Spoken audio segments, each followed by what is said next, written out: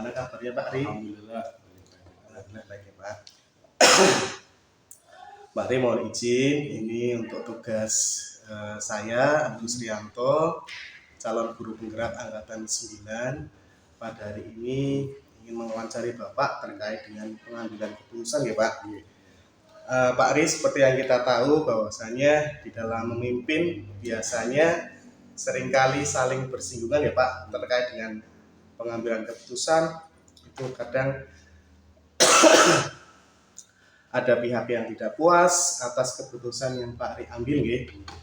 Terkait dengan pengambilan keputusan yang saya pelajari di modul pendidikan guru penggerak ini Pak, itu diantaranya ada dilema etika, yang mana dilema etika adalah situasi yang terjadi ketika seseorang, dalam hari ini pemimpin pembelajaran ataupun kepala sekolah, harus memilih antara dua pilihan Pak, di mana kedua pilihan tersebut secara moral itu benar, tetapi bertentangan.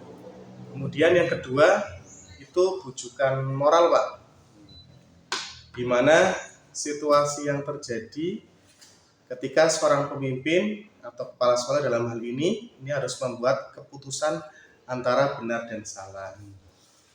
Nah Bapak, mohon maaf, mohon izin, selama ini bagaimana sih Bapak dalam mengidentifikasi kasus-kasus yang merupakan dilema etika atau bujukan moral Bapak? Terima kasih Pak Agus. Jadi menyangkut pertanyaan pertama yang terkait dengan itu, maka kita pilah dulu, mana yang sesuai aturan atau regulasi dan mana yang tidak. Kemudian kepentingan anak juga. Ininya adalah bahwa anak itu kan diharapkan tuntas dan sukses di dalam pendidikan itu, semuanya diharapkan dapat mengacu pada kepentingan anak.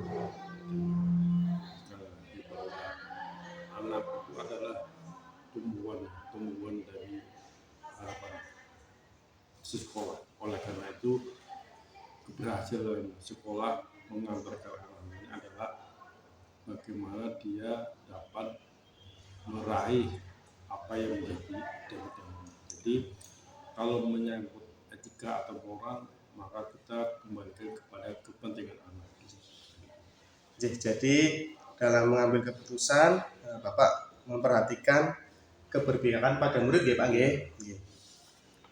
Terus selama ini Bapak bagaimana Bapak nih menjalankan pengambilan keputusan di sekolah Bapak, terutama untuk kasus-kasus di mana ada dua kepentingan yang sama-sama benar atau sama-sama mengandung nilai kebajikan Bapak? Jadi kalau ada dua pengambil keputusan yang sama-sama benar, maka kita ambil yang paling besar manfaatnya bagi siswa, paling besar manfaatnya bagi siswa, terutama yang sesuai dengan aturan itu, bahwa siswa itu tidak boleh dikorbankan atau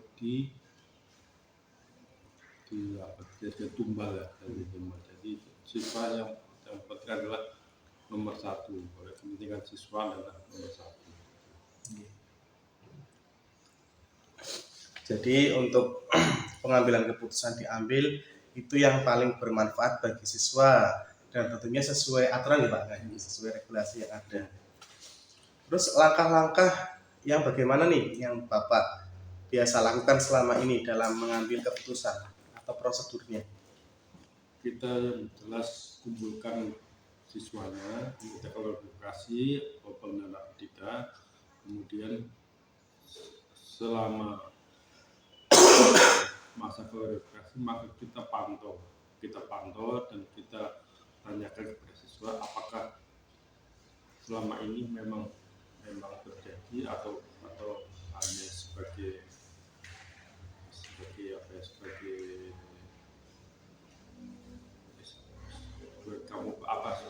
kejadian ataupun peristiwa. Jadi apabila ini terjadi maka kita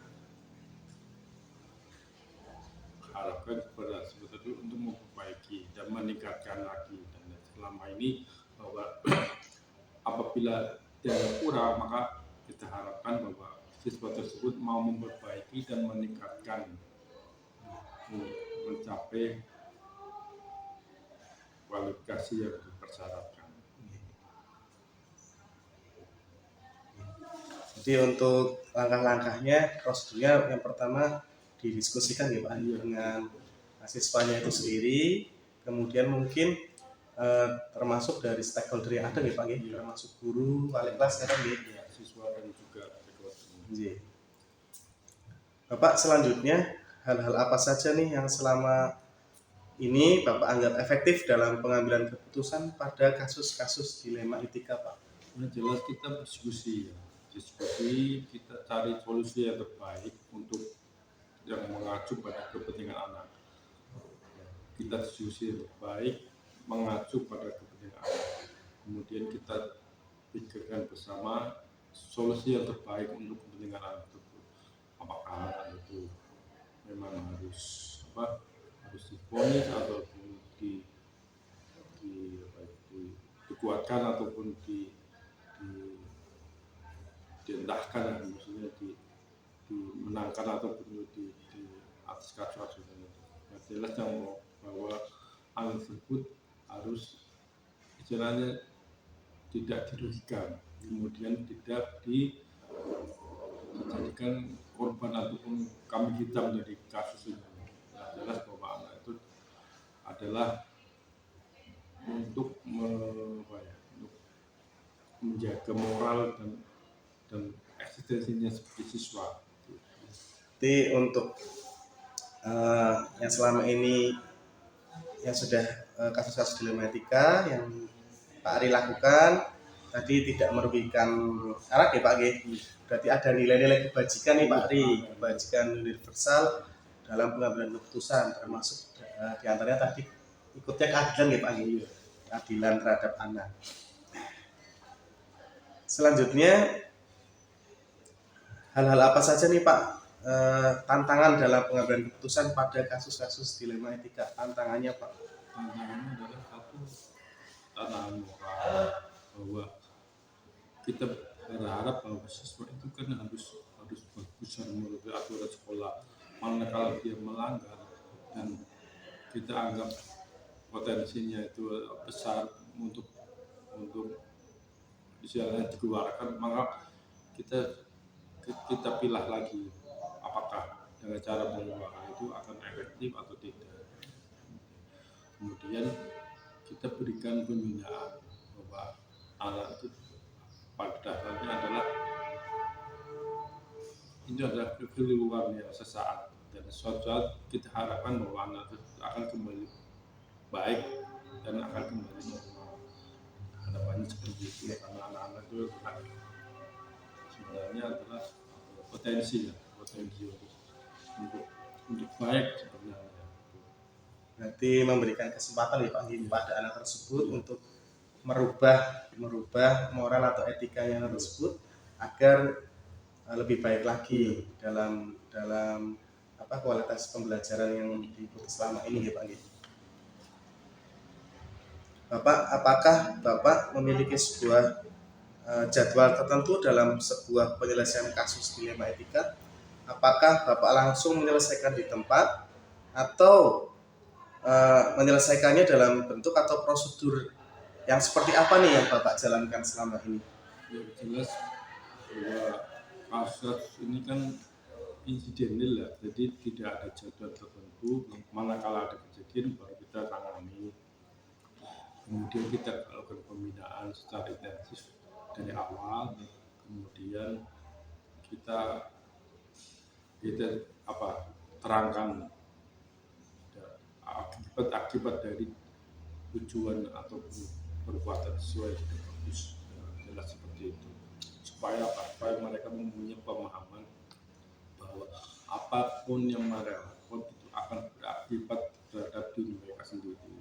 Oleh karena itu kami harapkan mereka selalu bersikap baik, berlaku yang baik, sehingga apa yang mereka perhatikan, mereka hasilkan itu adalah sesuatu yang bermanfaat bagi dirinya sendiri dan juga orang lain dan juga sekolah.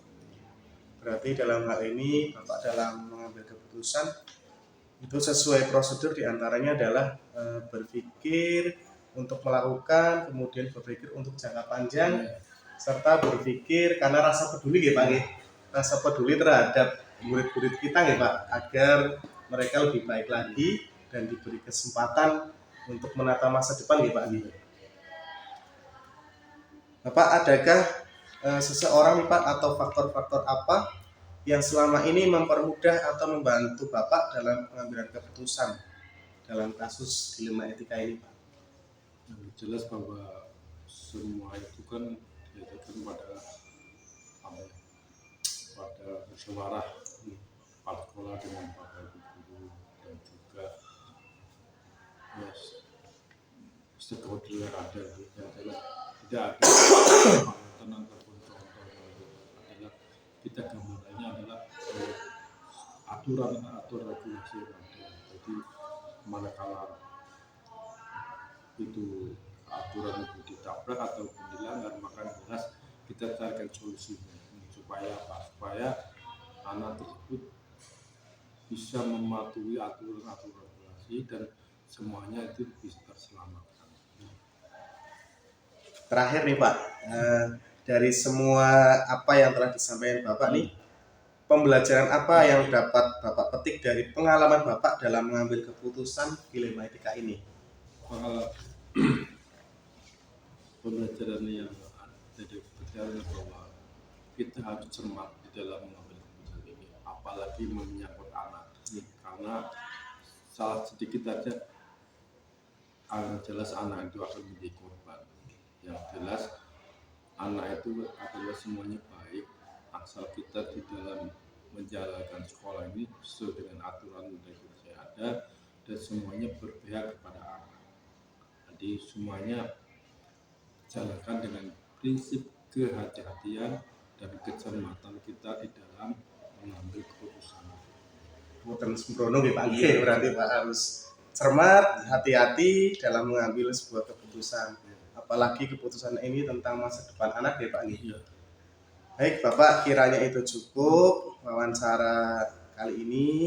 Terima kasih sekali nih Bapak atas waktunya. Mudah-mudahan kita semua sebagai guru, khususnya pemimpin pembelajaran, diberikan kesehatan, kekuatan, kesabaran ya Pak dalam mendampingi anak-anak kita. Matur nuwun sangat Pak Tri. Baik, terima kasih. Demikian wawancara dengan Bapak Arianto selaku Kepala SMA Negeri 1 Petarukan. Mohon maaf. Assalamualaikum warahmatullahi wabarakatuh.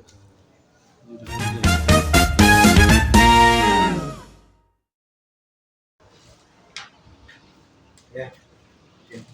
Assalamualaikum warahmatullahi wabarakatuh. Perkenalkan, nama saya Gus Rianto, CGP Angkatan 9 Kabupaten Pemalang.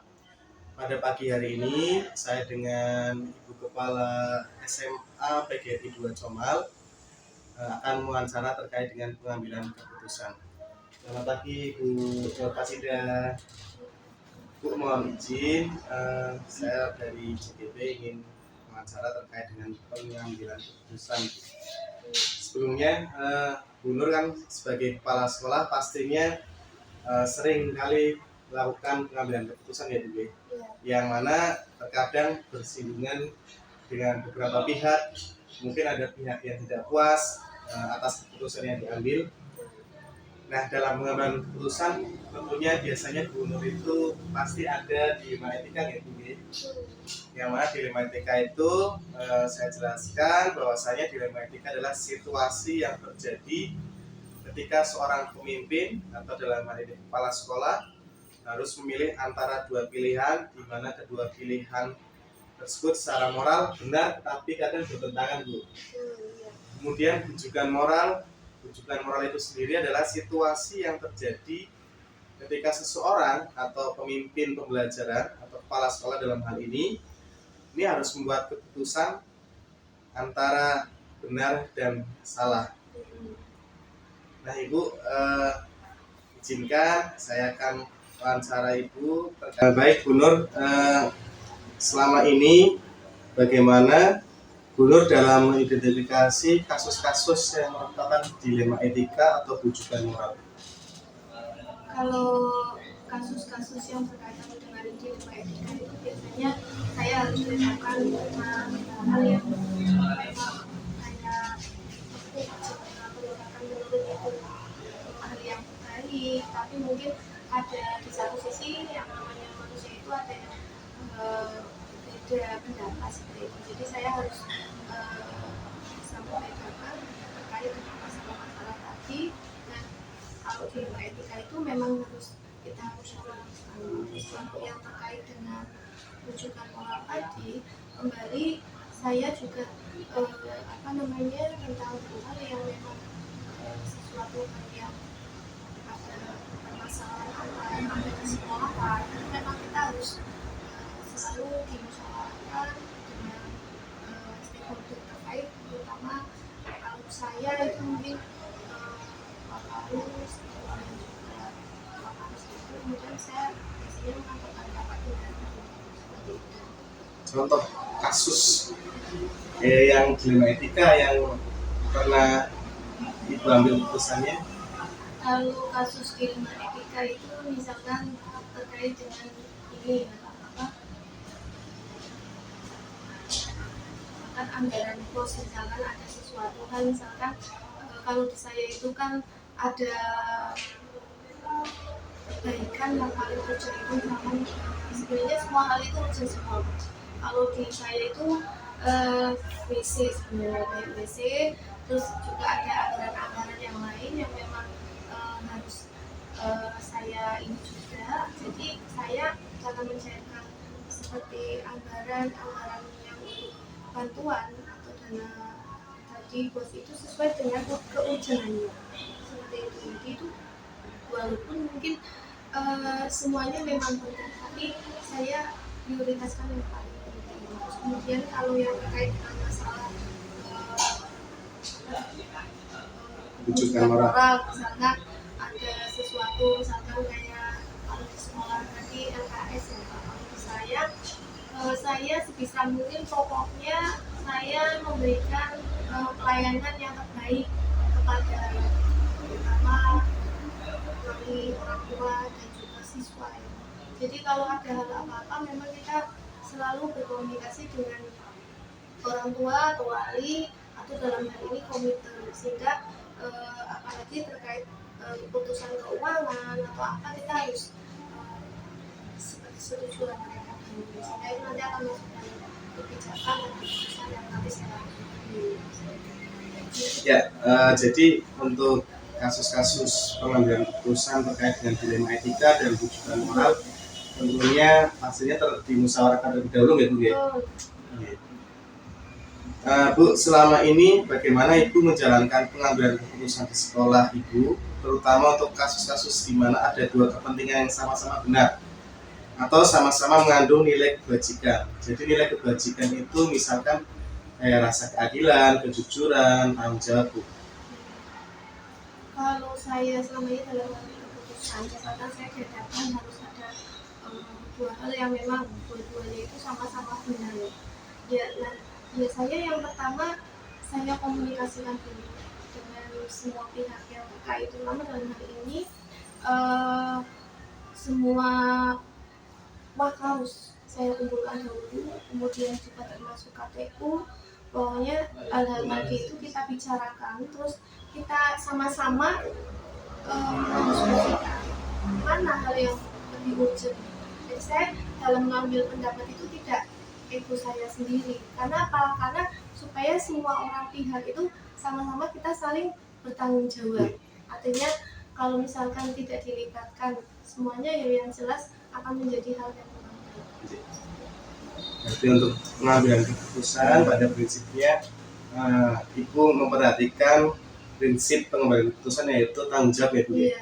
Kedepannya apa yang sudah diputuskan bersama itu nantinya akan kita laksanakan secara tanggung jawab penuh ya. Terus langkah-langkah apa sih Bu yang biasa Ibu lakukan selama ini atau prosedurnya itu seperti apa dalam pengambilan keputusan? Kalau ada misalkan suatu permasalahan, misalkan ada suatu permasalahan atau yang masuk ke saya atau ke saya.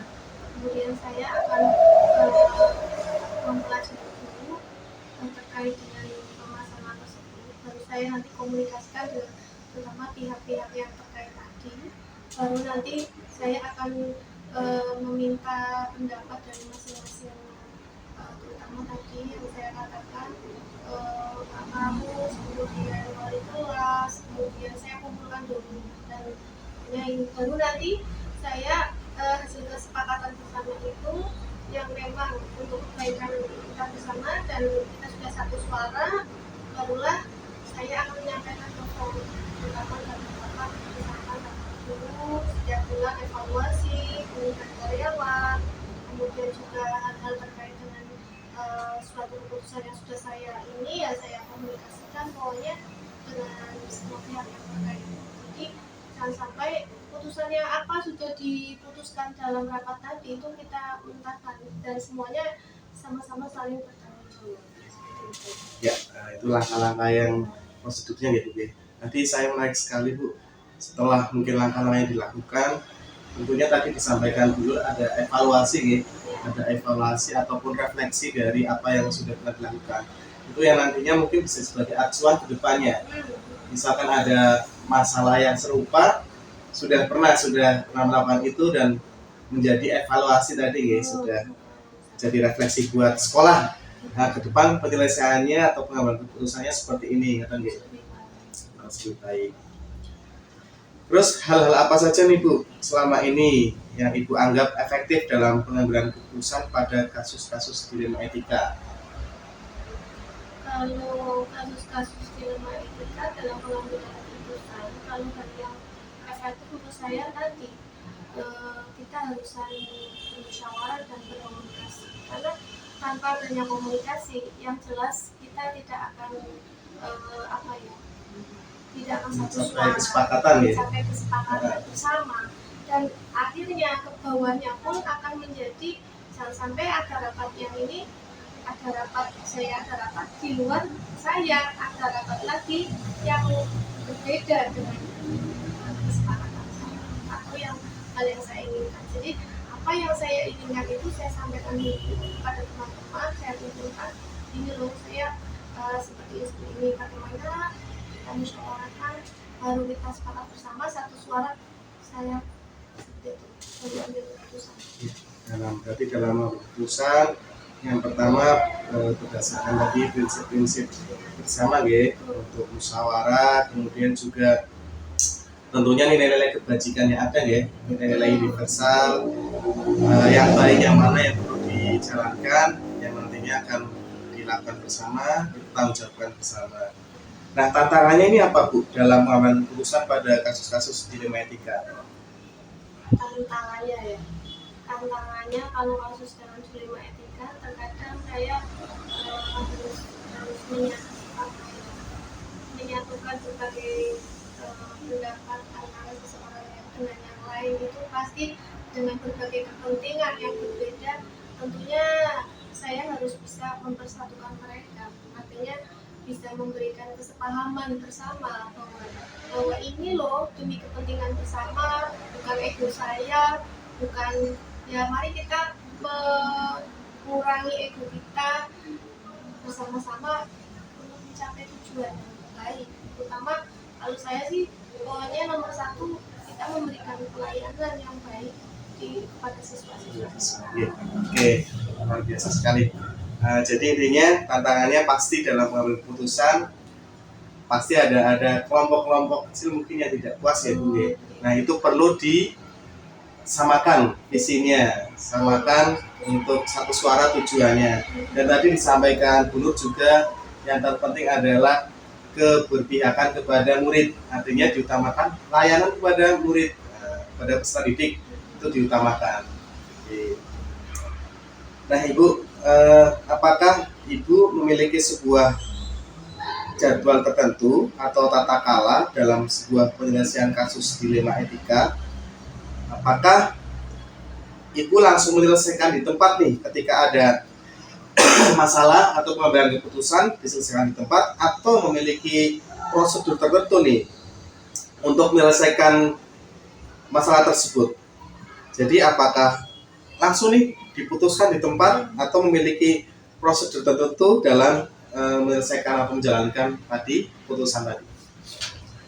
Lihat masalahnya, tergantung. Tergantung ya. Iya, masalahnya apa dulu? Misalkan kalau masalah yang terkait kayak teknis, kayak hal yang ini ya langsung saya putuskan di situ. Ya. Tapi kalau permasalahannya terkait dengan anggaran, masih akan waktu yang tidak bisa selesai, saya akan melakukan Tahapan-tahapan tadi ya. musyawarah tadi bersama dengan wakil saya, kemudian kepala TU, kemudian biar yang Baik, jadi dalam menyelesaikan sebuah kasus biometrik ini tergantung masalahnya gitu ya.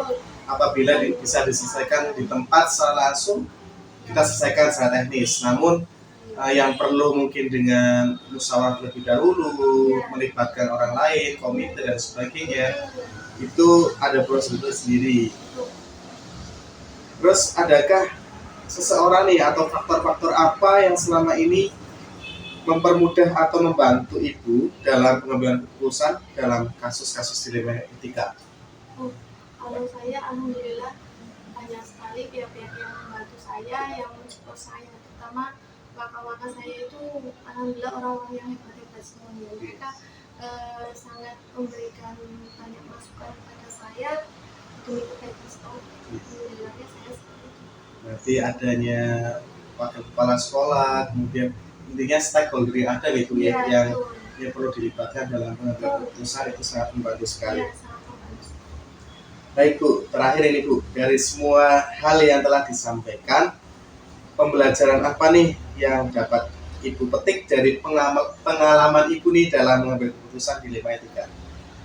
Dalam pengambilan keputusan dilema etika itu kita harus mempelajari, artinya kita tidak boleh dalam mengambil keputusan itu terburu-buru. Kita harus apa ya, segala sesuatu permasalahan itu kita harus dipikirkan dan dimusyawarahkan dulu secara kepala dingin, tidak emosi, tidak ego sendiri, atau pokoknya itu lebih mengutamakan kalau saya itu secara musyawarah dulu. Nanti kalau kita mengambil keputusan, yang penting kita satu suara semua. Jadi nanti ke bawahnya juga akan satu suara. Selama itu pesan sudah jadi, tidak ada orang yang menentang di bawahnya, atau ibaratnya kalau orang Jawa bilang jerimpungi. Oh iya. Seperti itu ya Pak. Ya, betul. Berarti dalam pengambilan keputusan yang telah disampaikan Ibu itu yang pertama perlu kehati-hatian, tidak ceroboh Ibu ya. Tidak ceroboh, cermat, kemudian juga tadi dengan prinsip-prinsip yang ada sesuai dengan nilai kebajikan universal, kemudian dilaksanakan dengan penuh tanggung jawab, dan yang tidak kalah penting adalah memperhatikan ataupun lebih keberpihakan kepada murid ya, kepada peserta didik agar pelayanan yang terbaik kepada peserta didik. Baik Ibu, terima kasih untuk wawancara pada pagi hari ini menjelang siang. Terima kasih sekali saya sudah dibantu ini, mudah-mudahan apa yang pengalaman Ibu selama ini menjadi kepala sekolah bisa memberikan manfaat pada saya bisa belajar banyak. Terima kasih Ibu. Assalamualaikum.